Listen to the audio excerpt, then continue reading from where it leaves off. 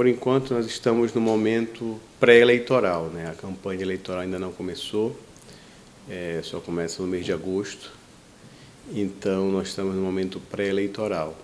Então, nesse momento, o que nós temos é uma maior vedação, né, a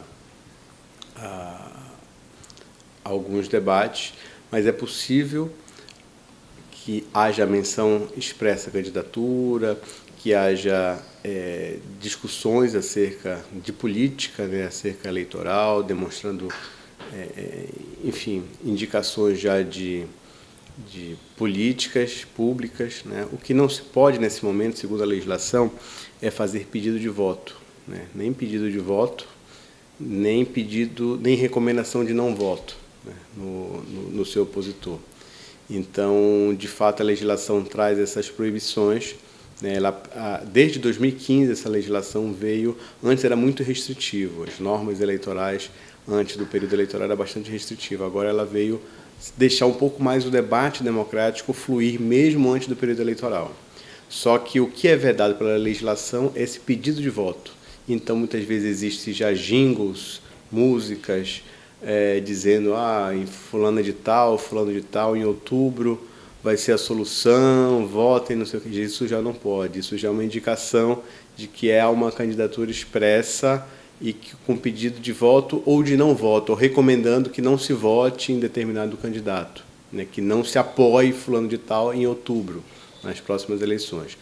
Isso é proibido, mas os debates, as possibilidades, menção expressa à candidatura, dizer que a pessoa está disposta, está colocando seu nome à disposição, isso é permitido pela legislação. Certo.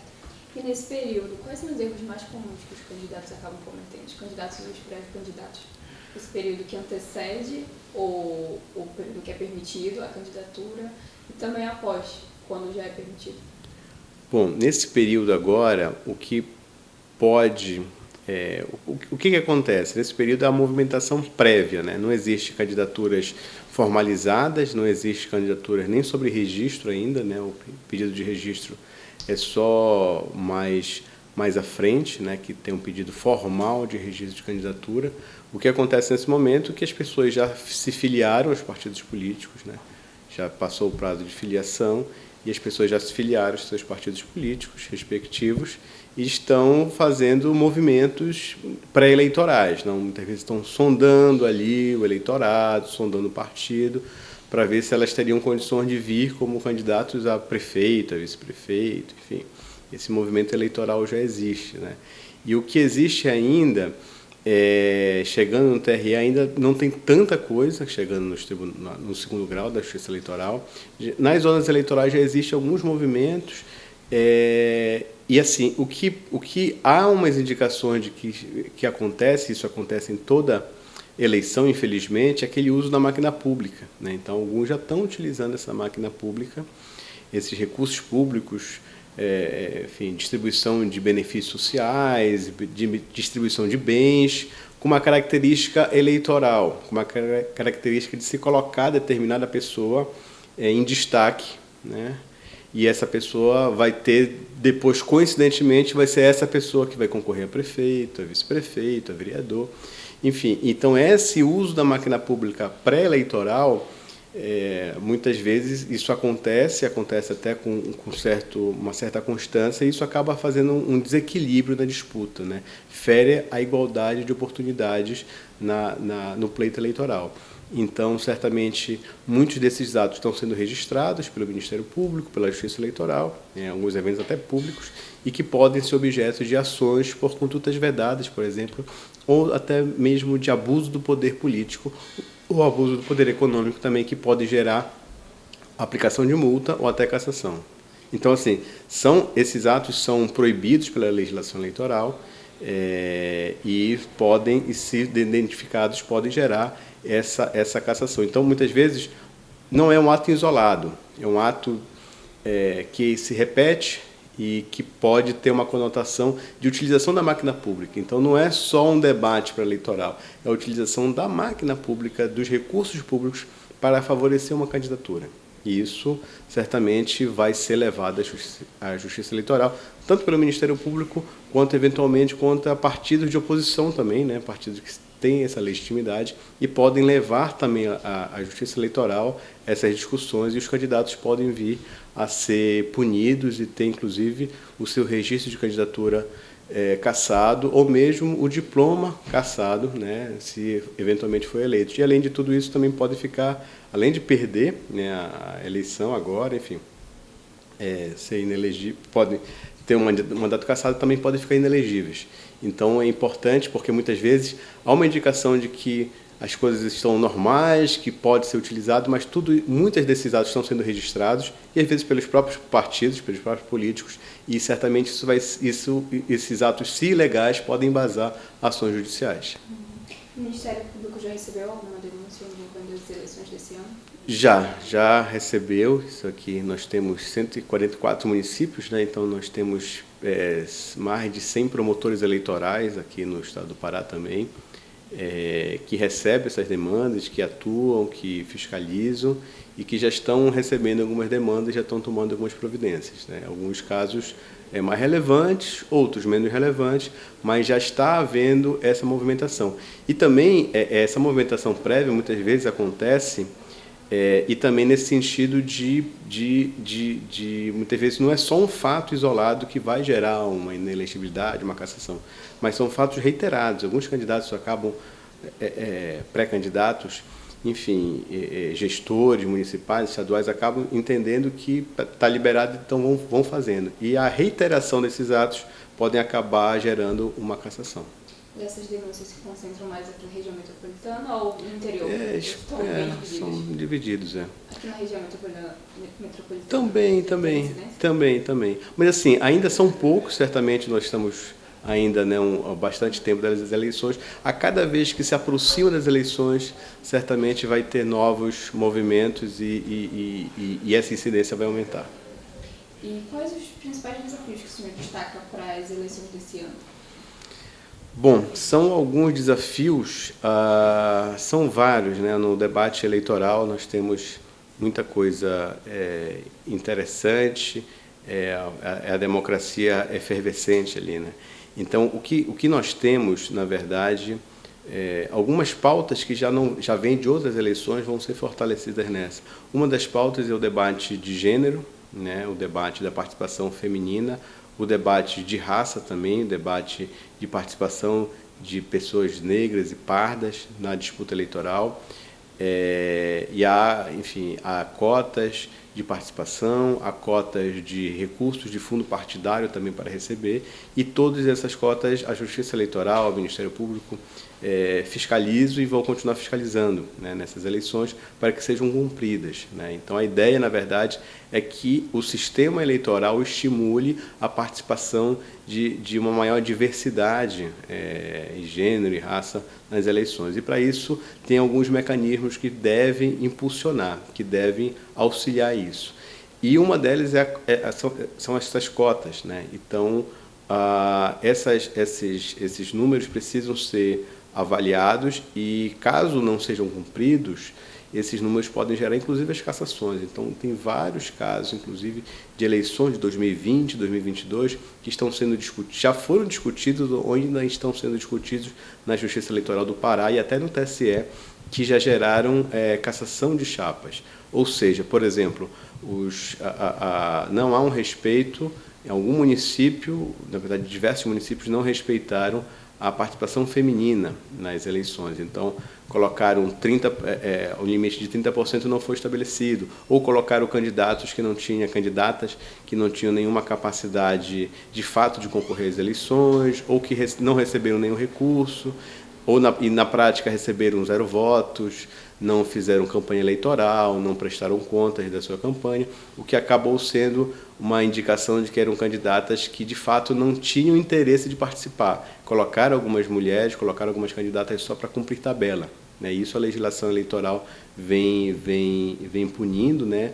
A ideia de colocar algumas pessoas só para cumprir tabela. Na verdade, alguns partidos só focam recursos financeiros e tempo de TV, enfim, e foco na campanha de candidaturas masculinas. Candidaturas femininas ele acaba deixando de lado, Essas mulheres muitas vezes são utilizadas também, são laranjas, são candidaturas laranjas e acabam não tendo nenhuma expressão. E então, nesses casos, a Justiça Eleitoral vem punindo até de uma forma bastante dura e derrubando as chapas desses partidos. Então, diversas candidaturas do partido são penalizadas porque o partido acabou não cumprindo de fato as cotas eleitorais. Então, isso bastante importante. Também cotas raciais também estão sendo observadas em relação também a financiamento de campanhas. Então, há indicações também de valores financeiros que devem ser repassados para essas candidaturas, e é importante que isso seja cumprido, porque, primeiro, que é importante que haja maior participação. Isso vai legitimar ainda mais o pleito, isso vai trazer maior participação, isso vai ser mais importante para a eleição. Segundo, que se não for cumprido, a legislação eleitoral vem com uma obrigação de fazer essa punição, e essas punições estão sendo cada vez mais severas e objetivas nas eleições. Agora, a gente observa que nas redes sociais os candidatos usam cada vez mais a internet como uma forma de propaganda, de fazer publicidade também. E eu queria saber se o Ministério Público tem desenvolvido ações ou planejamento para tentar coibir fake news, principalmente nesse ano eleitoral. Bom, de fato, a utilização da tecnologia está cada vez está cada vez melhor em relação à qualidade, né, à quantidade, e isso muitas vezes traz uma dúvida ao eleitor, né, às pessoas em geral, de que se aquele ato foi praticado ou não, se aquilo é verdade, se aquela imagem, inclusive, antigamente a gente via uma imagem e tinha certeza, não, né, só tenho certeza se eu ver a imagem, né? Agora, nem com a imagem a gente tem mais certeza alguma de que aquilo não está sendo manipulado de alguma forma, principalmente quando vem de origens que a gente não tem essa indicação.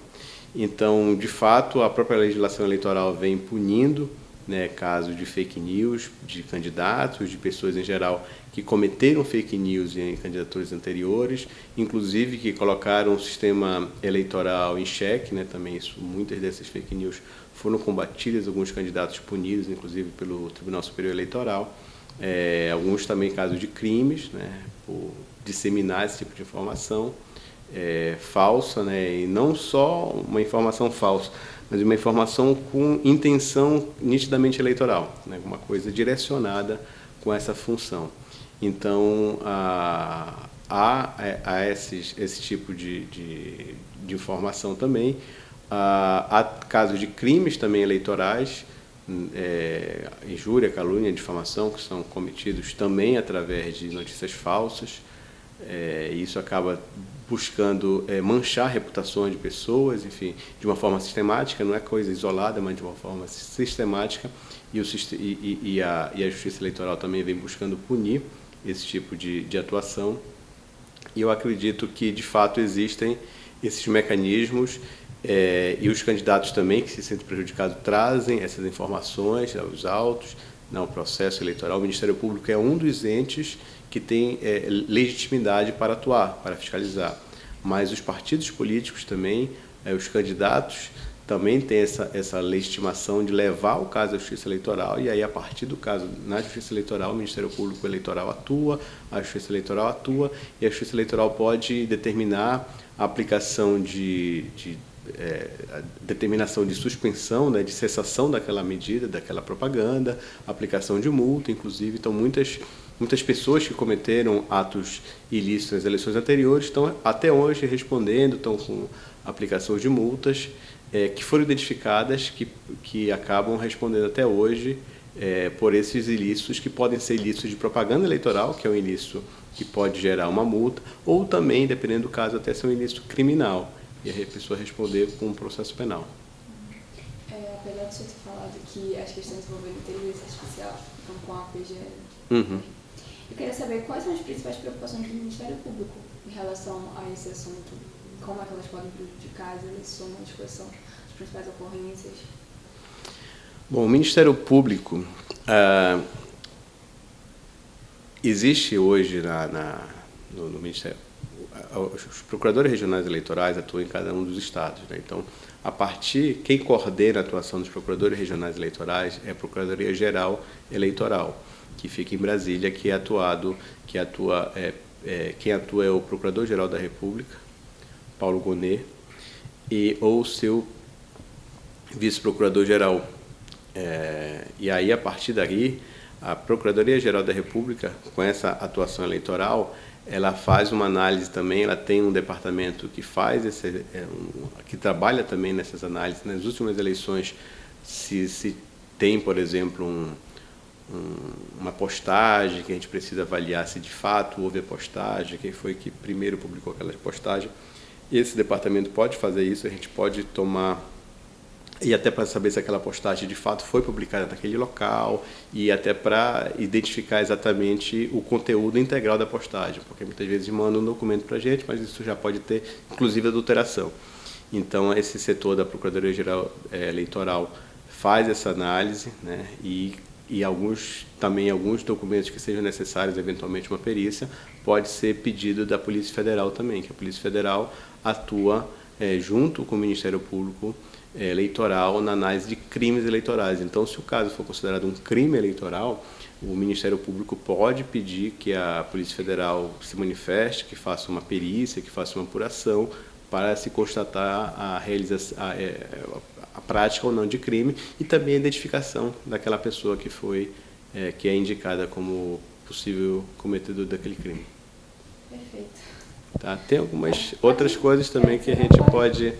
Tem alguma outra pergunta? Não, acho que esses são os pontos principais. Mas se você quiser adicionar mais, pode ficar à vontade. Estava pensando em falar também sobre abuso do poder econômico, político. Né? Então, tem um monte de... Peraí, deixa eu dar uma dica aqui para o horário. Pode continuar. Posso continuar? Sim. Mais embaixo. Tem que ter muito cuidado, né, procurador, sobre o uso do poder econômico, né? Que também é crime. Exatamente. Tá.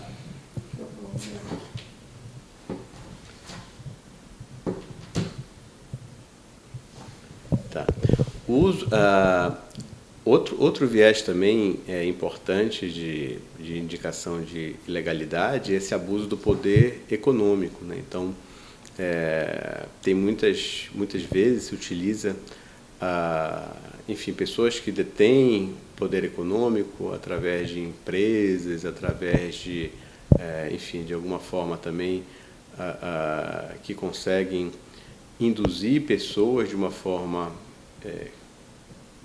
ilícita eleitoral. Por exemplo, um dos casos que ocorreu na eleição de 2022 foram algumas empresas que buscavam pressionar, né, de uma forma até ostensiva, alguns eleitores, né, seus empregados, muitas vezes, para votar em determinado candidato ou para que não se votasse em determinado candidato. Então, isso existe um abuso desse poder, né, e isso tem aspecto na justiça eleitoral e no aspecto da justiça do trabalho também. Então, essas empresas, várias delas foram processadas pelo Ministério Público do Trabalho e tiveram que pagar multas na esfera trabalhista. E na esfera eleitoral, alguns desses candidatos também responderam e essas empresas também responderam a processo na justiça eleitoral, porque estavam não só fazendo campanha, mas estavam quase que coagindo seus funcionários, seus empregados a votar em determinada pessoa. Isso é crime. É outro tipo de crime também, além de crime, né, que pode ser, mas também é um ilícito eleitoral, e o ilícito eleitoral pode ser punido, inclusive quando o candidato tem ciência dessa prática e atua de forma ostensiva e formativa, ele também pode responder, inclusive ele pode ter a perda do seu registro de candidatura ou seu mandato, inclusive ficar também inelegível. Outro abuso também muito comum, infelizmente, nas eleições, é o abuso do poder político, né? Então, muitas vezes, pessoas que detêm aspectos relevantes do poder político acabam forçando, acabam pressionando outros agentes políticos, outros agentes particulares a ter uma determinada candidatura. Claro que existe a política funciona com a intenção de convencer as pessoas, mas quando se usa a máquina pública, se usa recursos públicos para obrigar pessoas, para pressionar pessoas ou para fazer que determinados locais sejam um reduto eleitoral daquele candidato ou de quem aquele candidato apoia, e isso pode ser considerado abuso do poder político também, né? Então, muitas vezes se utiliza de benefícios eleitorais, benefícios sociais, alguns valores de benefícios sociais que são lícitos, né? Que o povo tem direito de receber, mas se faz um uso político. O que é? É colocar aquele candidato em evidência e começar a maciçamente fazer uma vinculação de que aquele benefício social, que é um direito do povo, está sendo dado por aquele candidato que é pré-candidato. E isso pode, em alguns casos também, dependendo do caso, ser considerado um abuso do poder político, uma conduta vedada, e isso gerar todo esse tipo de punição.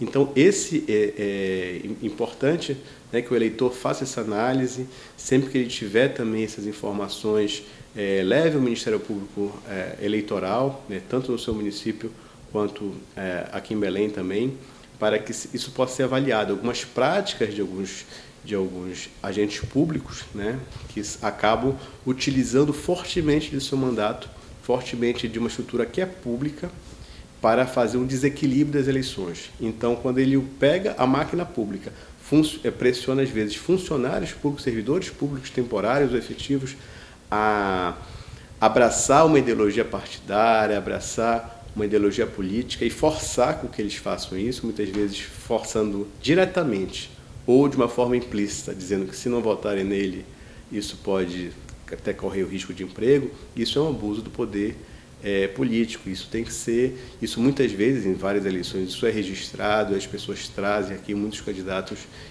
são punidos e ficam inelegíveis. Então é importante que o eleitor, de uma forma democrática, saiba que isso é proibido, não se pode utilizar a máquina pública para favorecer determinada candidatura. E quando isso é utilizado, se for registrado, se for denunciado, isso pode gerar cassações. Então isso é bastante grave e isso tem um grande risco de desequilibrar as eleições e o Ministério Público está de olho. Candidato, a gente vê muito que às vezes... Candidato? A gente vê muito que às vezes o candidato, ou então até mesmo aquele eleito, é penalizado. Eu lhe pergunto, o partido também é punido? Como é que fica? Qual é o exemplo, por exemplo? Por exemplo, eu sou candidato do partido X. Eu sou punido por abuso de poder econômico, por exemplo. O meu partido também, ele é punido? Depende, assim, mas, porque normalmente o que acontece? As punições na justiça eleitoral são dadas normalmente para os candidatos que se colocam ali como agente, mas a direção partidária pode ser punida também, dependendo do tipo de abuso, né? Todos os agentes partidários. Então, se uma empresa for responsável por abuso, ela também vai ser punida. O dirigente da empresa vai ter uma multa para ela e tal. E só que na legislação eleitoral, uma das maiores punições, além de multa, é a inelegibilidade, né? Ou a cassação do registro de mandato, registro de candidatura, né? Se ele não for eleito do mandato. E aí, então, a maior punição na prática acaba sendo para a pessoa física, né? Agora, evidentemente, alguns desses casos pode ser considerado crimes também, aí é outro tipo de punição, mas normalmente as punições são para os dirigentes partidários e para aqueles candidatos. E pode ser os candidatos e também o agente público. Quando o agente público viola, exacerba da sua função e busca pressionar, por exemplo, um diretor de escola que quer buscar todos os estudantes e professores e funcionários para fazer campanha, para estarem presentes no ato do fulano de tal, isso é um abuso também, né? É uma conduta vedada, é uma utilização do que é público para fins privados. Quando um político também pressiona, coloca ali os temporários sob risco, com a indicação de que se não votarem naquele candidato, eles vão correr o risco de perder o emprego, vão ser punidos. Quando o agente público pressiona, por exemplo, a remover de uma cidade para outra determinado servidor público que não está fazendo o que ele quer eleitoralmente, isso pode trazer aspectos eleitorais diretamente, né? Quando ele utiliza carros de empresas públicas, carros de órgãos públicos para fazer transporte de eleitores, quando ele recebe naquele espaço estabelece que candidatos podem fazer campanhas naquele espaço público, isso também acaba sendo um abuso, né? Então, muitas vezes se utiliza esse instrumental público para pressionar o servidor e passar para o eleitor dizendo, olha, está tudo dominado aqui. E o eleitor fica com aquela impressão de que há um domínio, quando aquele domínio é com instrumentos públicos. Então, quando isso acontece, é importante que o eleitor saiba identificar e possa questionar isso e trazer o Ministério Público Eleitoral também, a Justiça Eleitoral, para que se possa ir tomando as providências.